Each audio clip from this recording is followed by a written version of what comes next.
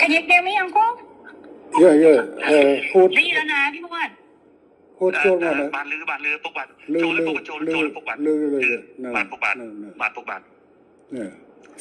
ถามว่าเป็นยังไงบ้างสุขภาพดีหรือเปล่า គាត់ក្មួយសុំសួរពុកមានថាមិនដែរសុខភាពល្អអត់សុខភាពមិនដែរ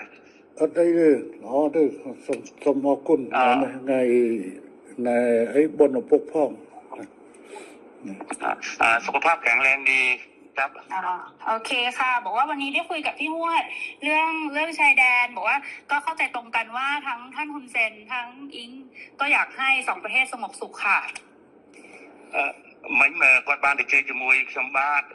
នៅសន្តាគារហើយបានឯកភាពគ្នាដោយអ្វីដែលពុកបានប្រាប់ថាចង់បានសន្តិភាពស្ថិរភាពប្រទេសទាំងពីរពុកបាទบอกว่าไม่อยากให้อังโคไปฟังคนที่เป็นฝั่งตรงข้ามกับเราเพราะว่าพอไปฟังฝั่งตรงข้ามอย่างพวกแม่ทัพภาค2เนี่ยค่ะเป็นคนของฝั่งตรงข้ามหมดเลยซึ่งพอไปฟังนั้นเสร็จก็ไม่อยากให้ท่านรู้สึกไม่ชอบใจหรือโกรธเพราะจริงๆแล้วไม่ใช่ความตั้งใจของเราเลยค่ะគាត់ថាសូមអនុញ្ញាតពីពុកថាពុកកុំឲ្យស្ដាប់សម្ដីមេតបភូមិភាគ2ហ្នឹងក៏វាជាអ្នកដែលប្រឆាំងជាមួយនឹងរដ្ឋាភិបាលថៃដែរវាជាសត្រូវដែរដល់ពុកស្ដាប់វាតែអញ្ចឹងទៅអាចធ្វើឲ្យអារម្មណ៍ពុកខឹងបាទเพราะตอนนี้ทางนั้นน่ะเขาอยากจะดูเท่เขาก็จะพูดอะไรออกมาที่มันไม่ได้เป็นประโยชน์ต่อประเทศชาติค่ะแต่ว่าจริงๆที่เราต้องการเนี่ยคือต้องการความสงบสุขให้เกิดขึ้นเหมือนตอนก่อนที่จะปะทะกันตรงชายแดนนะคะមេតបភូមិភាគហ្នឹងវានិយាយចង់ឲ្យលយខ្លួនវាចង់សាង rating មកវាហើយទៅធ្វើឲ្យប៉ះពាល់ដល់តំណែងប្រទេសទាំងពីរយ៉ាងធ្ងន់ធ្ងរពុកបាទដែលយើងប្រទេសទាំងពីរគឺចង់បានស្ថិរភាពនិងសន្តិភាពដូចអ្វីមុនព្រឹត្តិការណ៍កើតឡើងពុកបាទบอกว่าให้ท่านฮุนเซนเห็นใจหลานหน่อยเพราะว่าตอนนี้คนในประเทศไทยเขาไล่เราไปเป็นนายกที่เขมรหมดแล้วគាត់ថាគាត់សូមអនុញ្ញាតពុកថាអាណិតក្មួយផងឥឡូវនេះថៃប្រជាជនថៃពីច្រើនបានដេញហើយដេញក្មួយថាទៅនៅស្រុកខ្មែរទៅព្រោះជានាយករដ្ឋមន្ត្រីខ្មែរពុកបាទบอกว่าจริงๆแล้วถ้าท่านอยากได้อะไรก็ให้ท่านบอกมาได้เลยค่ะเดี๋ยวจะดูจัดการให้អញ្ចឹងពុកចង់បានអ្វីពុកអាចមានប្រសាសន៍ទៅគាត់នឹងរៀបចំធ្វើការងារនឹងបន្តជូនពុកតែម្ដងឥឡូវបញ្ហាដែលខាងនេះចង់បានគឺធ្វើម៉េចឲ្យច្រកព្រំដែនទាំងអស់ត្រូវបើកឡើងវិញជាប្រក្រតីអាហ្នឹងគឺថាការចង់បានខាងនេះគឺតែប៉ុណ្ណឹងនឹងជំហានទី1ขั้นตอนที่1อยากให้ชายแดนเปิดปกติเหมือนก่อนเกิดเหตุครับโอเคค่ะตรงกันព្រោះបញ្ហានឹងដូចគ្នាយល់ដូចគ្នាបញ្ហានេះគឺខាងកម្ពុជាជាអ្នកដើរក្រោយទេតើតើខាងថៃបិទដែងដកយកបំរាមដែងបិទព្រំដែនបិទច្រកព្រំដែននេះចេញជាមុនបានកម្ពុជាចាប់ផ្ដើមអនុវត្តតាមក្រោយจริงๆเหตุการณ์เรื่องปิดชายแดนเนี่ยฝ่ายไทยเป็นคนเริ่มก่อนฉะนั้นถ้าฝ่ายไทยเนี่ยถอนคำสั่งกัมพูชาก็ตามเลยเปิดปกติហើយរឿងនេះគឺកម្ពុជាមិនអាចធ្វើឲ្យមុនបានទេដោយសារកម្ពុជាបានខកចិត្តម្ដងហើយដោយសារកែសម្រួលកម្លាំងនៅមុំ3ប៉ុន្តែហើយថាឲ្យមានប្រក្រតីនៅតាមព្រំដែនប៉ុន្តែទីចុងបំផុតបែរជាខាងយោធាថៃនៅតែផ្កើននៅបន្តស្ថានភាពបិទទល់ដែនបិទច្រកដដែលเพราะว่าเราก็มีความผิดหวังเรื่องนึงแล้วที่การมีปัญหากันที่ช่องบกเราก็พยายามตามที่ฝ่ายไทยต้องการแล้วก็การต้องการนี่เราก็บอกว่าโอเคนั้นเราก็ทำตามนะแต่ว่าขอให้สถานการณ์เข้าภาวะปกติแต่ว่าเราถอยแล้วเราถอนแล้วเราปรับกำลังแล้วแต่ฝั่งไทยยังเอาเรื่องด่านเนี่ยมากดดันอีกឥឡូវនេះគឺខាងកម្ពុជាគឺស្នើចេះឲ្យថៃបើកច្រកទាំងអស់ឲ្យបានមុនហើយបន្ទាប់ទៅកម្ពុជាយូរបំផុត5ម៉ោងគឺកម្ពុជាអាចដកវត្តបញ្ជាទាំងឡាយដែលហាមឃាត់ការដឹកទំនិញផ្លែឈើបន្លែចូលកម្ពុជាគឺថានឹងដក บทบัญชีนั้นเจ๋ง ฉะนั้นท่านสมเด็จอยากให้ท่านนายกช่วยให้ฝั่งไทยเนี่ยถอนเรื่องการปิดด่านถ้าถอนปุ๊บฝ่ายกัมพูชาจะถอนเรื่องการห้ามสินค้าเกษตรนำเข้าอะไรทุกอย่างก็ถอน คือตอนนี้ค่ะ คือ ตอนนี้พี่หวดคือรัฐบาลโดนโจมตีหนักมากนะคะ เพราะว่าพอตอนที่ท่านสมเด็จออกมาพูดกับท่านฮุนมาเนตอะที่บอกว่าจะตัดน้ำตัดไฟอะไรอย่างเงี้ยค่ะคืออันนั้นต้องขอโทษด้วยเพราะจริงๆอะต่างประเทศอะเขาแค่รายงานขั้นตอนว่าถ้าเกิดเหตุการณ์ต่อไปประเทศไทยจะทำยังไง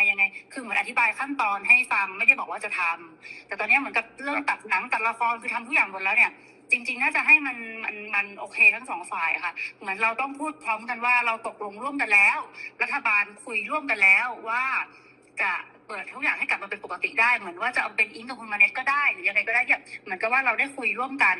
แล้วก็ทั้งสองฝ่ายเนี่ยอยากให้กลับมาเป็นเหตุการณ์ปกติแบบนี้ค่ะมันก็จะโพสใช่ไหม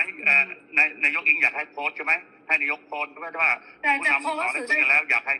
ใช่จะโพสต์จะยังไงก็ได้แล้วให้ท่านคุณจะแนะนำก็ได้ค่ะ แต่ว่าเหมือนกับว่ามันต้องเป็นการตกลงร่วมกันนะพี่พวดเพราะว่าตอนนี้อิงกำลังโดนหนักมากเลยครั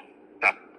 ก็ถ้าอะไรนั่งสถานการณ์ไทยนั่นคือไฟกลางประเทศให้ขนมចំណុចមួយគាត់សូមអភ័យទោសពីពុកដែរដែលអ្នកនាំពាក្យក្រសួងការបរទេសនិយាយរឿងថាកាត់ភ្លើងអ៊ីនធឺណិតនោះអាហ្នឹងគឺខាងយោធាគេមានគំនិតថាបើហេតុការណ៍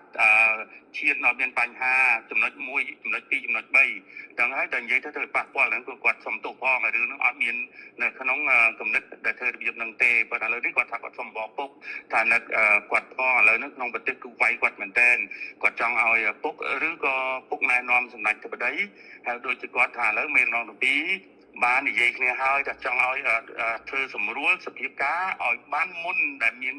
ព្រឹត្តិការណ៍នោះឲ្យប្រកបដីឡើងវិញដើម្បីសេចក្តីសុខប្រទេសទាំងពីរពុកបាទប៉ុន្តែខាងនេះចង់បានណាចង់ប៉ុន្តែខាងនោះអត់ព្រមធ្វើខាងនោះអ្នក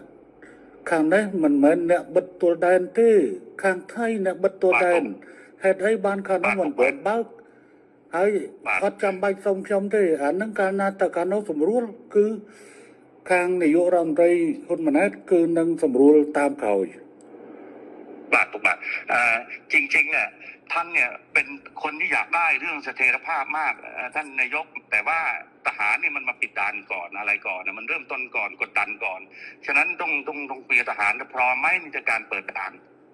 พร้อมค่ะทั้งนี้ตามหมดทั้งนี้ตามทั้งนี้ตามหมดฮะทั้งนี้ตามหมดเลยท่านคือเราเปิดให้อยู่แล้วพี่พวดแต่มันต้องเป็นการบอกว่าเราตกลงร่วมกันว่าเราเปิดไงพี่เพราะถ้าไม่อย่างนั้นขออิงพออิงย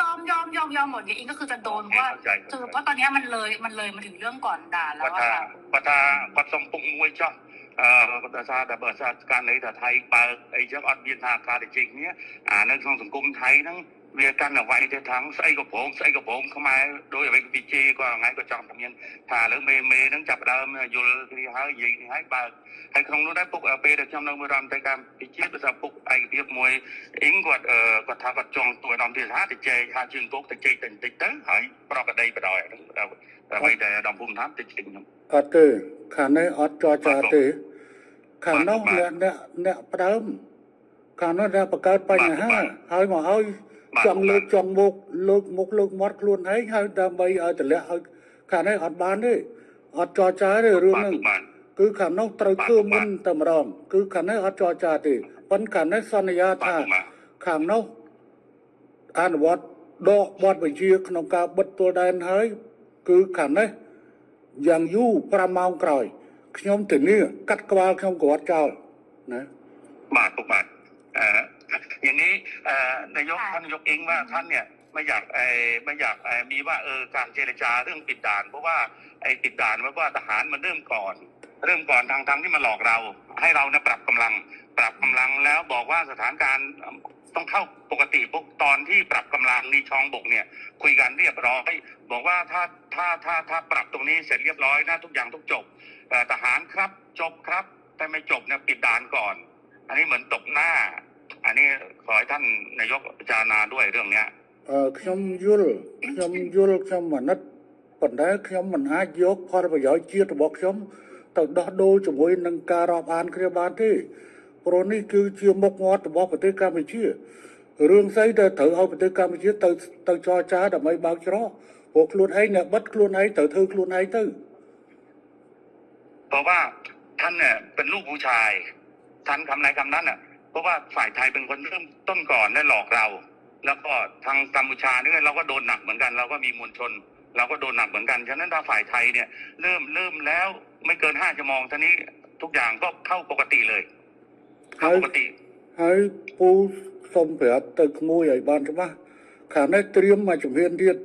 ស្អែកហ្នឹងបើសិនជាមិនអាចនេះបានទេស្អែកហ្នឹងគឺថាកម្ពុជានឹងដាក់មកជំហានទៀតគឺថាបិទការនាំផ្លែឈើនិងបន្លែតាមព្រំដែនកម្ពុជាថៃទាំងអស់កំពុងត្រៀមអនុវត្តនៅស្អែកหลานที่รักเนี่ยอาบอกได้เลยถ้าเราไม่มีคำสัญญาเรื่องว่าเรื่องปรับกำลังแล้วทุกอย่างปกติแต่ว่าทหารไทยไม่ยอมเปิดด่านพวกนี้ทั้งนี้ก็มีการห้ามเรื่องการส่งออกเกษตรทั่วชายแดนเลยเพื่อกดดันทหารព្រោះខាងនេះបានត្រៀមអស់ហើយព្រោះខាងនេះបានត្រៀមហើយព្រោះនៅឯបកហេតុមុនហើយបកហេតុមុនមកវល់គេចរចាឥឡូវសួរថាណាបិទអីណែបិទអីណែច្រកគុំដែនគឺទៅយោធាថៃបើអញ្ចឹងមានតែយោធាថៃធ្វើខ្លួនឯងតែប៉ុណ្ណោះមិនអាចហៅទៅកម្ពុជាទៅចរចាទេកម្ពុជាមិនចរចាដាច់ខាតสถานการณ์เนี่ยเหมือนที่รายงานให้ท่านนายกทราบว่าไอตอนปรับกำลังที่ช่องบกเนี่ยก็ตกลงกันแล้วว่าจะจบกัน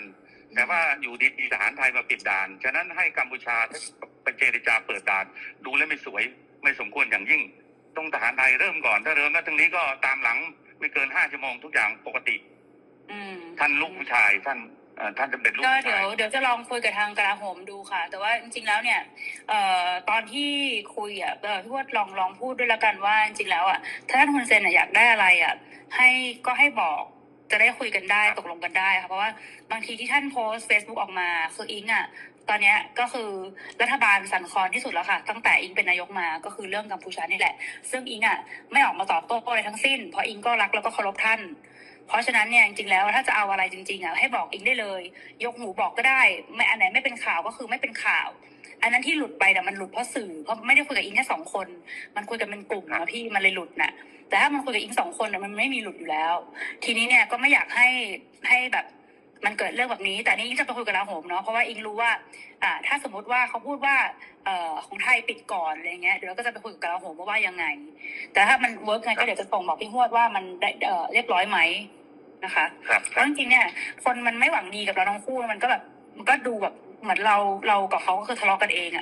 ทำให้แบบเหมือนจริงๆแล้วต้องให้คนรุ่นใหม่มันต้องไม่มีสงครามพี่คนรุ่นใหม่มีสงครามไปมันก็เสียครับทั้งอิงกับลูกทั้งหุ้นมาเน็ตด้วยก็เป็นคนรุ่นใหม่เนาะครับ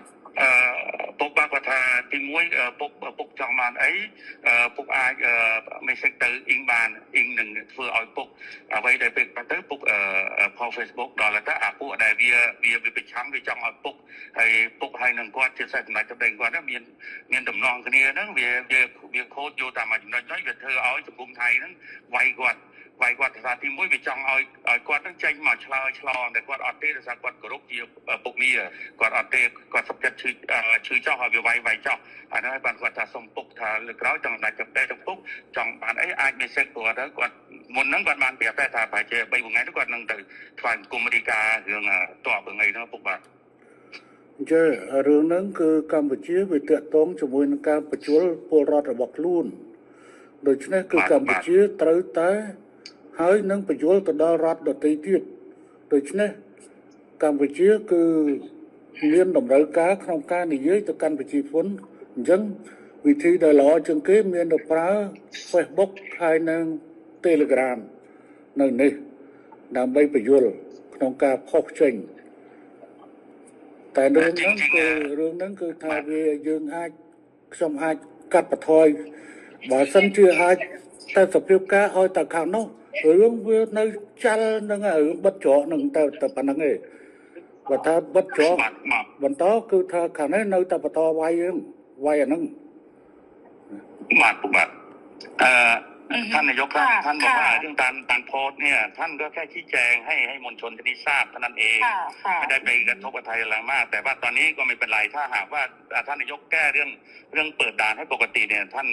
ตกลงท่านไม่มีอะไรอีกแล้ว ก็จบ